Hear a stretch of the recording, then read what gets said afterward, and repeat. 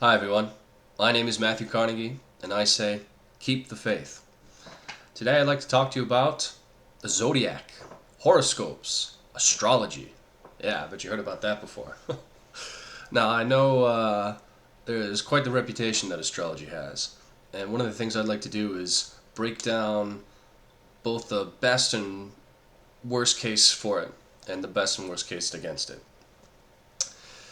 I'd like to start out with my readings on the Confessions of Augustine. Now, I would recommend anyone to read the Confessions of Augustine. It's a brilliant, wonderful book. And essentially, part of the plot of the book is Augustine, who eventually becomes a Catholic bishop in Hippo. First, before he does that, he starts to sort of methodically work his way through all the other religions to see if he can find any sort of efficacy or truth in them that would dissuade him from eventually joining the Catholic faith. Well, one of the things he looks into is astrology. And of course, astrology, as we all know, is essentially the belief that the stars control your life. And, wouldn't that be quite the revelation? Wouldn't that be nice? Sometimes, it's like, oh, why can't I do this? Like, why can't I come into work today? It's like, it's the stars. It's like, oh, darn, why am I having these problems? Well, of course, it's not me, it's the stars. But of course, that would also be very upsetting because it's like, aha, I was able to accomplish this. I was able to, give this great effort and achieve this, monumental task. Nah, sorry, bro, that wasn't you. That was the stars. So you can kind of see the allure of that sort of belief, but also where it breaks down. Now, what Augustine did is he stumbled across a fantastic opportunity in which he could actually anecdotally test the belief in astrology that it would have an impact on your life. And so, what did he do? What he found was, by chance, pure by chance, that there was a prince. I think it was a prince. It might have just been a landowner, wealthy, very, very wealthy family, and a slave born at the exact same time, same location, same day. And so, by astrology's reasoning, they should have very similar lives. They should lead essentially identical lives. Well, of course, what ends up happening is the slave is a slave all of his life. He lives and dies a slave in destitution and having to work all the time and, generally not having freedom. And the prince it has a wonderful life of opulence and affluence, and goes to great schools and becomes some wealthy counselor or something like that. And so to me, that was always pretty much the best condemnation of the idea of astrology that you can get. Is and it might have been. I'm sure to Augustine it felt like a sign from God to be able to witness that and be like, oh, okay, well, I guess it's bunk. But I'd like you to also consider this other idea. It is strange that astrology seems to have endured as an idea for, I'd say, roughly 4,000 or 5,000 years, for basically all of recorded history. And, that in itself doesn't really say much because lots of things have endured. Murder has endured for 4,000 to 5,000 years. Pedophilia has endured for 4,000 to 5,000 years. You know, markets, stuff like that. Lots of things have endured. And so that doesn't necessarily mean that there's some truth behind it, but it does give it license to at least be investigated, I think.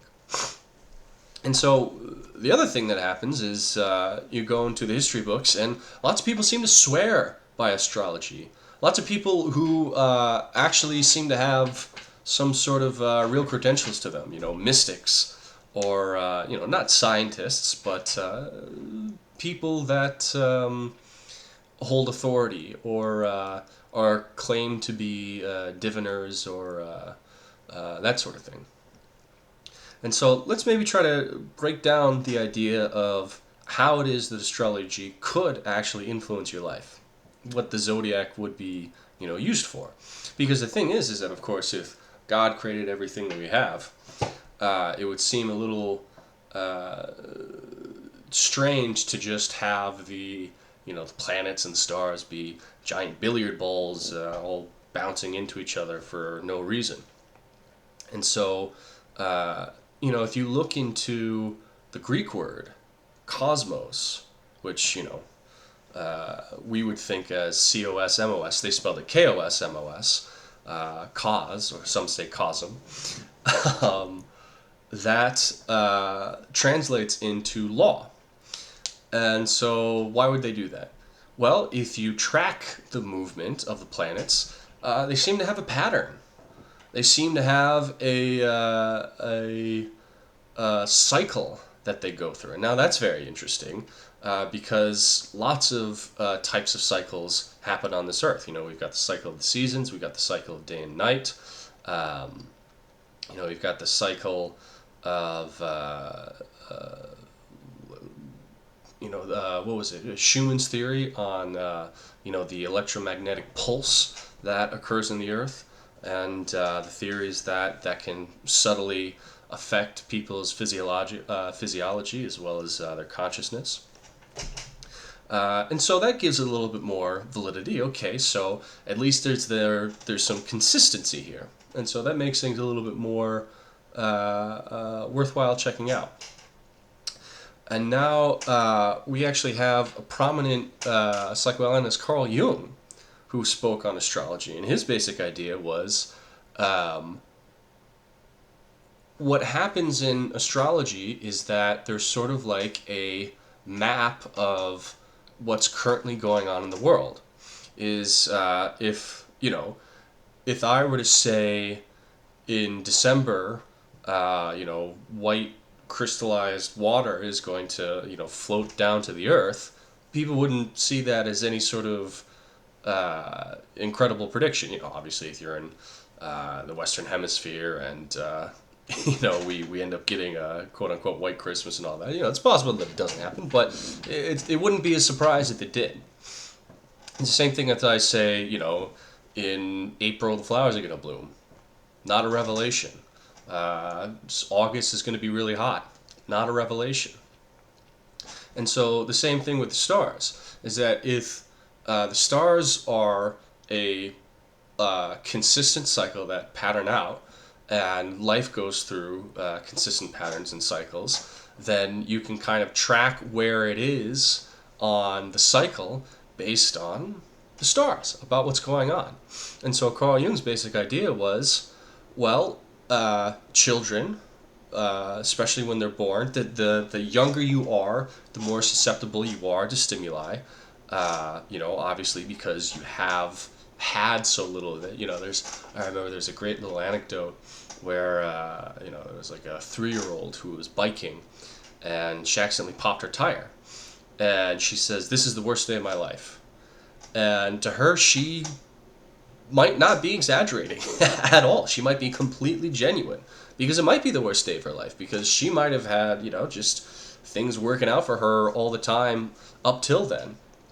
And this is the first major life disappointment she's ever faced. But if you're going to ask a 50-year-old pop tire, that's the worst day of their life. Not going to, be very, very, very unlikely. Because that person has had so much more experience and so much more opportunity for life to disappoint them. So the younger you are, the more susceptible you are. Well, if you're born into a certain time, let's say you're born into a time of war, that's going to leave an impression on you. And as you grow up, that impression is going to stick around. It's going to incline you towards living in a warlike place. Or if you're born in peace, likewise.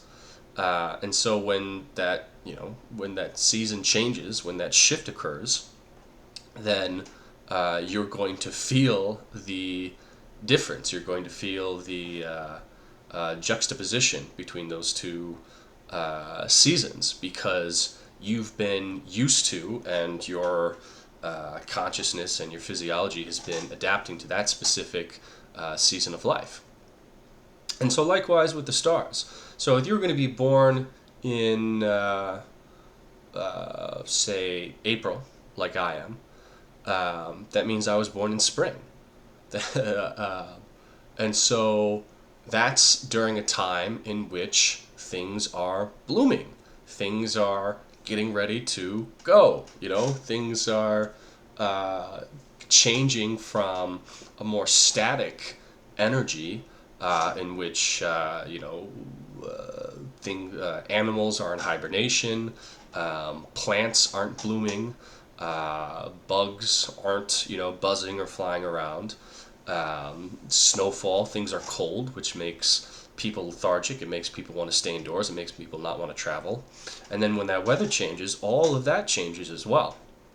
The animals come out, the flowers bloom, birds are buzzing, the sun starts beaming down with less cloud coverage.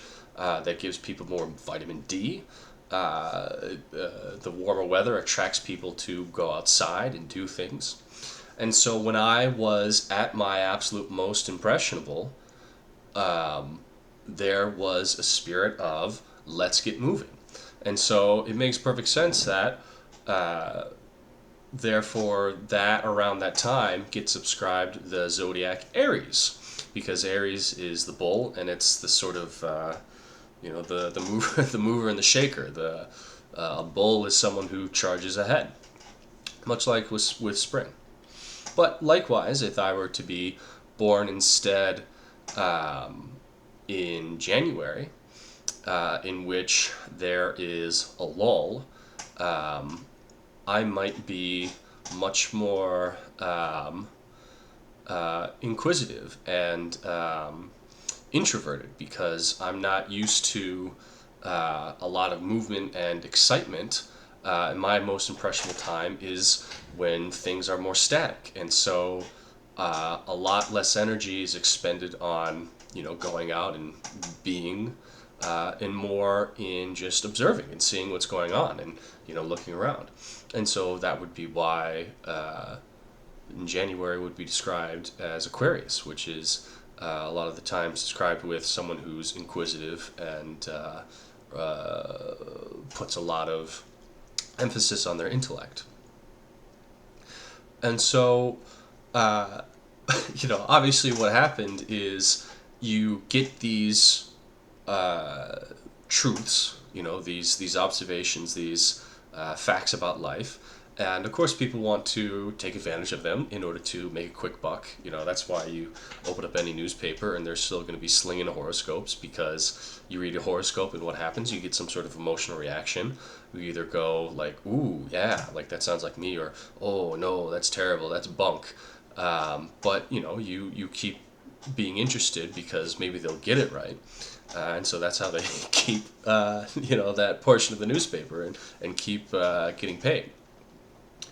But if you really want to look at it from a rational scientific standpoint, the idea is, of course, that an impression is made based on your time at a certain point in the cycle of life.